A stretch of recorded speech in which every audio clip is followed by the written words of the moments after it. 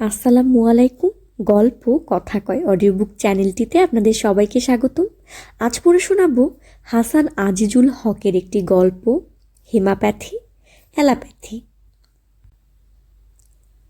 ৩০-৩৫ বছর আগে আমাদের গায়ে দুজন ডাক্তার ছিলেন, একজন হোমিওপ্যাথ আর একজন অ্যালোপ্যাথ। গায়ের লোক ঠিক ঠিক বলতে পারতো না, একজনকে বলতো হেমাপ্যাথি আর একজনকে বলতো অ্যালোপ্যাথি। দুজনের চিকিৎসার ধরন ছিল বাঁধা, ওষুধও দিতেন একরকম। হোমিওপ্যাথ অঘোর ডাক্তারের কাছে গেলেই একটুখানি সাদা ময়দার মতো গুঁড়োতে ২-৩ ফোঁটা স্পিরিট টপ টপ করে ফেলে ৩-৪টি পুরিয়াত করে দিতেন। খেতে ভালোও লাগতো না, মন্দও লাগতো না। কখনো কখনো আবার স্রেফ টিউবওয়েলের পানিতে ২-৩ ফোঁটা স্পিরিট মিশিয়ে দিয়ে বলতেন, যা খাগে যা। ওষুধ হাতে নিয়ে আমি হয়তো ফস করে জিজ্ঞেস করে বসতাম, ডাক্তারবাবু ভালো হবে তো? অঘোর ডাক্তার দাঁত মুখ খিচিয়ে বলে উঠতেন, ভালো হবে না মানে? ভালো হয়ে উপচে পড়বে, যা ওষুধ খাগে। আমি বলতাম, পেটের ভেতর গড়গড় করে। ও কিছু না, ব্যাঙ হয়েছে তোর পেটে। ওরে বাবা, ব্যাঙ হয়েছে আমার পেটে? গোগো শব্দ হয় যে ডাক্তারবাবু। ও কিছু না, ব্যাঙ ডাকে গোগো করে। আমার ওষুধ যেই এক পুরিয়া খাবি, দেখবি তখন ব্যাঙের লাফানি। কি করে দেখব ব্যাঙ যে পেটের ভেতর? অঘোর ডাক্তার তখন বলতেন, ওরে বাবা, দেখবি মানে বুঝবি, বুঝবি ঠেলা। এই হচ্ছে আমাদের গায়ের ১ নম্বর ডাক্তার অঘোর বাবুর কথা। এবার ২ নম্বর তোরাব ডাক্তারের কথা বলি। আগেই বলেছি, ইনি ছিলেন এলোপ্যাথ ডাক্তার। কি করে যে তিনি ডাক্তার হয়েছিলেন কেউ জানে না। শোনা যায় বাল্যকালে তিনি নাকি এক বড় ডাক্তারের হুঁকো সাফ করতেন। সে যাই হোক, তোরাব ডাক্তারের একটা ছোট্ট শেয়াল রঙের বেতো ঘোড়া ছিল। তার সামনের পা দুটি ছাদনা দড়ি দিয়ে বাঁধা থাকতো প্রায় সময়। এই বাঁধা পা নিয়ে লাফিয়ে লাফিয়ে গায়ের আশেপাশে চড়ে বেড়াতো ঘোড়াটা। কারো ক্ষতি করতে দেখিনি কোনো দিন। তোরাব ডাক্তার খালি ডাক্তারই করতেন না, কিন্তু নিজের হাতে হাল চাষ করতেন। বর্ষা আর শীতের সময় ডাক্তারির হার ধারতেন না তিনি। বর্ষাটা হচ্ছে চাষবাসের সময় আর শীতকালটা হচ্ছে ফসল কাটার সময়। এই সময় রোগী মরে গেলেও তোরাব ডাক্তারকে পাওয়া যাবে না। বর্ষা আর শীতে গায়ের লোকদের রোগী হয়ে শুয়ে থাকার কোনো উপায় নেই। এই ২ সময় কাজ করতে না পারলে পেটে ভাত জুটবে না। কাজেই রোগ টোগ সব শিকেই তুলে রেখে দিতে হতো তাদের বাধ্য হয়ে। তারপর শরৎকাল এলে তোরাব ডাক্তারের মোটামুটি অবসর হতো, আর গায়ের লোকদেরও রোগী হয়ে শুয়ে থাকার একটু আধটু মৌকা মিলত। এই সময়ের জন্যেই যেন ওঁত পেতে থাকতো ম্যালেরিয়া জ্বর। বাঘ যেমন গুটি গুটি পায়ে এগিয়ে গিয়ে হঠাৎ লাফ দিয়ে ঝাঁপিয়ে পড়ে শিকারের টুটি কামড়ে ধরে, ঠিক তেমনি করে ম্যালেরিয়া জ্বর এসে গায়ের গরিব লোকদের উপর ঝাঁপিয়ে পড়ত। এটা ঘটতো আশ্বিন মাস থেকে। ম্যালেরিয়ার মতো বাঘা জ্বর তখন আর কিছু ছিল না। ঘরে ঘরে মানুষ ছেঁড়া কাঁথা, ন্যাকড়া তেনা গায়ে চাপিয়ে কোকাতো। আর সে কি কাঁপুনি! কাঁপুনি থামাবার জন্যে পাথরের জাতা পর্যন্ত গায়ে চাপাতে দেখেছি। এই সময়টায় ছিল তোরাব ডাক্তারের মজা। ঘরে ঘরে লোক ম্যালেরিয়া জ্বরে ধুঁকছে। চিকিৎসার জন্য তোরাব ডাক্তার ছাড়া গতি নেই। ম্যালেরিয়া পুরনো হয়ে গেলে কিছুতেই সারতে চায় না। পেটের মধ্যে পিলে উঁচু হয়ে ওঠে, হাত পা হয়ে যায় প্যাকাটির মতো সরু। তোরাব ডাক্তারের এইরকম অনেক পিলে ওঠা পুরনো ম্যালেরিয়া রোগী ছিল। রোগের আরেকটা সময় ছিল চৈত বৈশাখ মাস। এই সময়টায় কলেরা আর বসন্ত হয়ে গ্রাম সাফ হয়ে যেত। ম্যালেরিয়া আর কলেরার সব রোগী তোরাব ডাক্তারের। এখানে অঘোর ডাক্তারের কোনো ভাগ ছিল না। জ্বর হলে, সর্দি হলে, বেশি খেয়ে বা অখাদ্য কুখাদ্য খেয়ে পেট ছেড়ে দিলে লোক অঘোর ডাক্তারের কাছে যেত। আনা 2 পয়সা দিলেই তিনি দিয়ে দিতেন 2-3 পুড়িয়া ওষুধ। পয়সা দিতে না পারলে ধারেও দিতেন। এমনকি একটা লাউ বা 2টো শশা নিয়ে গেলেও তিনি রোগী ফেরাতেন না। অঘোর ডাক্তারের চাষবাসও ছিল না, ভিন গায়ে কলে যাবার ঘোড়াও ছিল না। হোমিওপ্যাথি ওষুধ রাখার জন্য একটা কাঠের বাক্স ছাড়া চিকিৎসার সরঞ্জাম বলতে আর কিছুই ছিল না তার। তবে ওরকম বাক্য বাগিশ লোক লাখে একটা মিলবে কিনা সন্দেহ।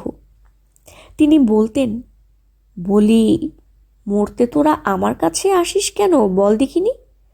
তোরাপের কাছে জানা? তা তো যাবি না, গেলে যে বেটা কষাই ঘাড়টি মোটকে তাজা রক্ত খাবে তোদের। বলি এ কি ডাক্তারি বল দেখিনি তোরা? তুই বললি আমার অসুখ করেছে, আর অমনি তোরাপ হয় ছুরি বার করবে, না হয় কোদাল বার করবে, না হয় কুড়াল বার করবে।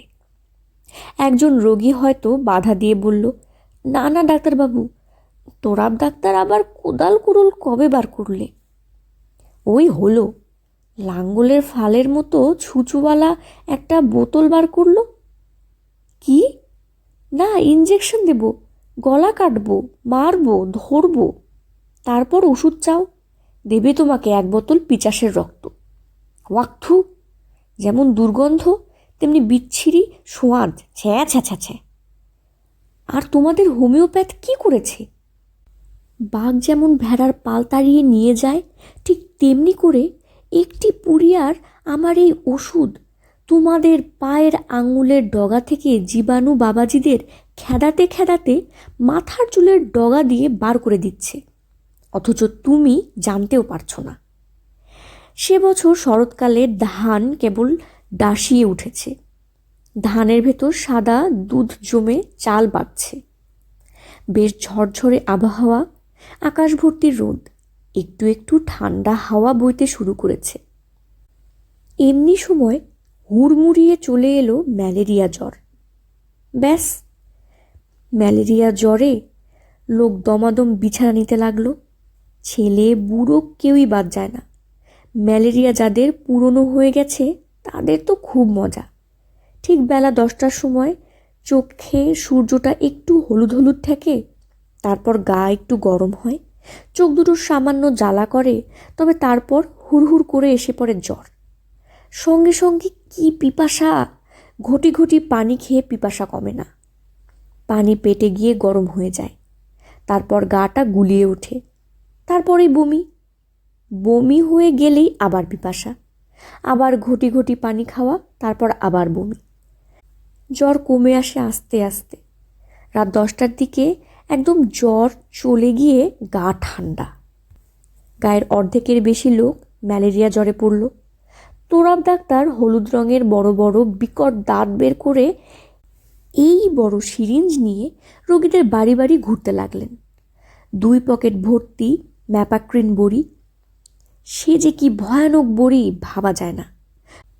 রোগী যেখানেই থাক, সে মাটির দাওয়াতেই হোক আর খোলা আকাশের নিচে উঠোনেই হোক বা ঘরের ভিতরেই হোক, গলায় স্টেথোটি ঝুলিয়ে ইঞ্জেকশনের বাক্সটি হাতে নিয়ে তোরাব ডাক্তার ঠিক হাজির।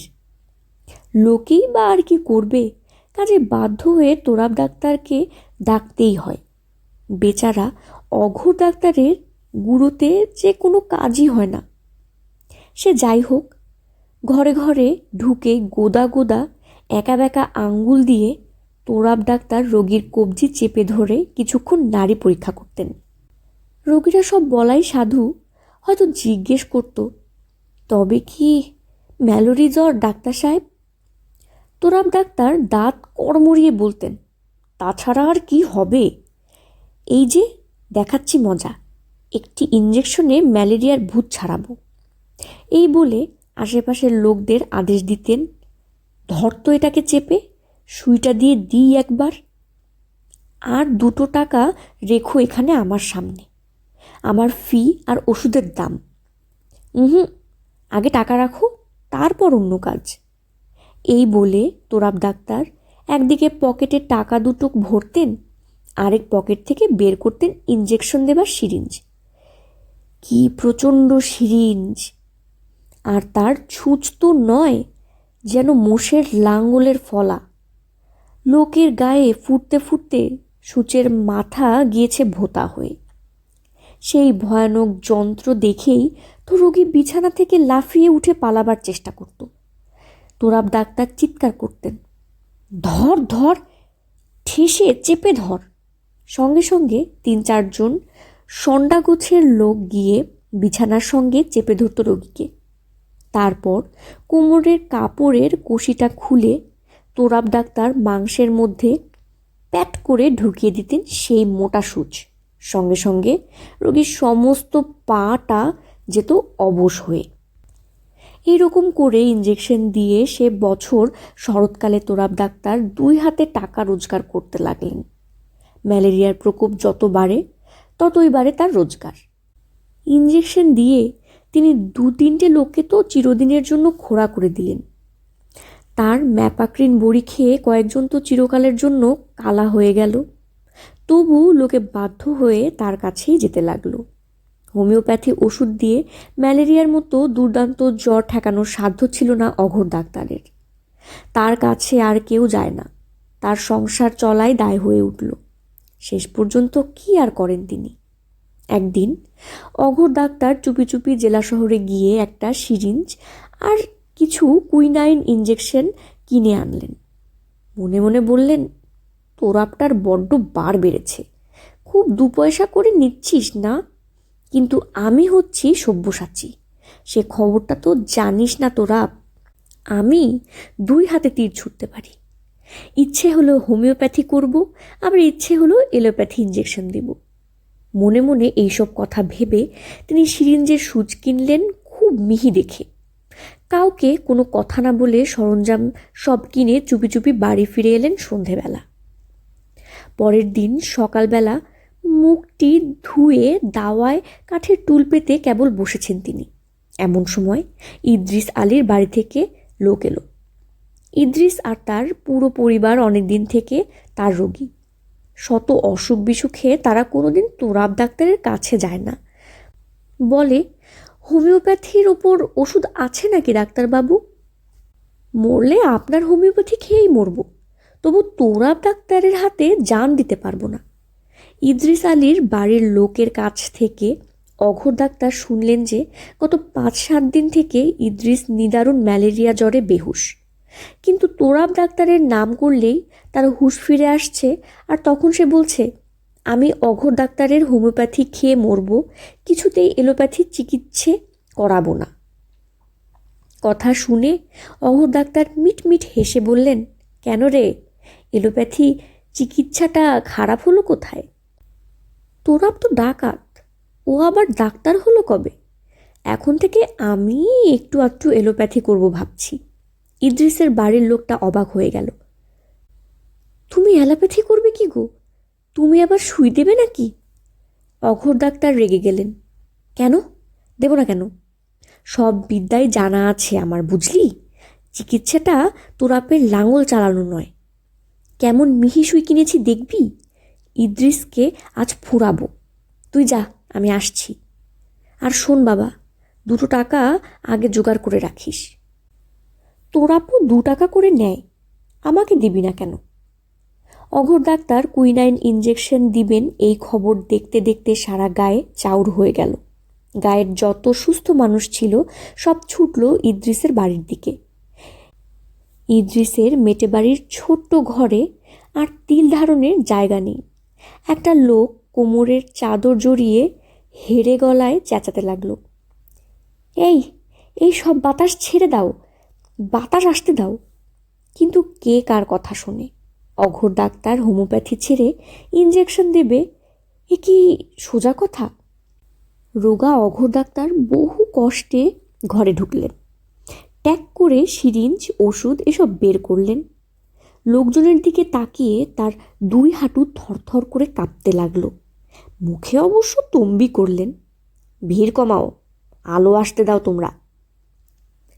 এই কথা বলে বহু কষ্টে সিরিঞ্জের মাথায় সূচ লাগালেন। তারপর ওষুধ ভরে রোগীর দিকে এগিয়ে গেলেন।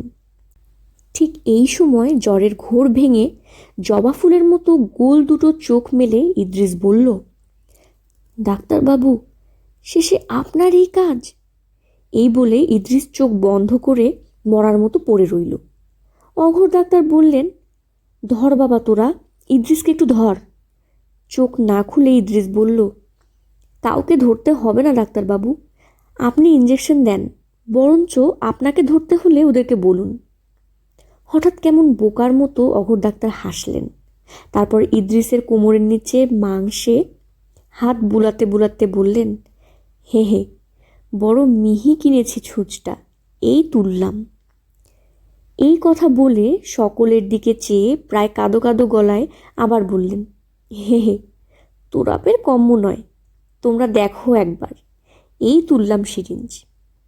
এইবার এইবার বলেই প্যাট করে সিরিঞ্জের সূচ ঢুকিয়ে দিলেন ইদ্রিসের কোমরের মাংসে। হাত কাঁপতে লাগলো তার। বারবার বলতে লাগলেন, গভীর করে ফুটতে হবে, গভীর করে ফুটতে। এই যা, পট করে একটা আওয়াজ উঠল, আর হাহাকার করে উঠলেন অঘোর ডাক্তার। হায় হায়, সূচ ভেঙে গেছে, সূচ ভেঙে গেছে, গেল গেল, সর্বনাশ হলো, হায় হায়। সূচটা তখন মাংসের ভেতরে ঢুকে যাচ্ছে। অঘোর ডাক্তারের শীর্ণ দুই হাত আতিপাতি করে খুঁজে বেড়াচ্ছে সেটাকে। তখন কোথা থেকে এক জোয়ান ছেলে ছুটে এসে দাঁত দিয়ে কামড়ে তুলে ফেলল সূচটা ইদ্রিসের কোমর থেকে। সবাই চুপ করে আছে। ছেলেটা দাঁত থেকে খুলে নিল সূচটা। অঘোর ডাক্তারের দিকে চেয়ে বলল, এই যে ডাক্তারবাবু, পেয়েছি। অঘোর ডাক্তার দেখতে পেলেন না।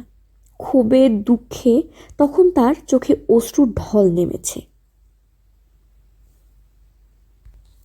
এতক্ষণ পড়ে শোনাচ্ছিলাম হাসান আজিজুল হকের একটি গল্প, হেমাপ্যাথি অ্যালোপ্যাথি। এমন আরও অনেক গল্প পাঠ শুনতে গল্প কথা কয় চ্যানেলটি সাবস্ক্রাইব করুন ও পাশাপাশি বেল আইকনটি প্রেস করুন। আমাদের সাথেই থাকবেন আশা করি। বেশি বেশি গল্প শুনুন ও মানসিক স্বাস্থ্যের খেয়াল রাখুন। ধন্যবাদ।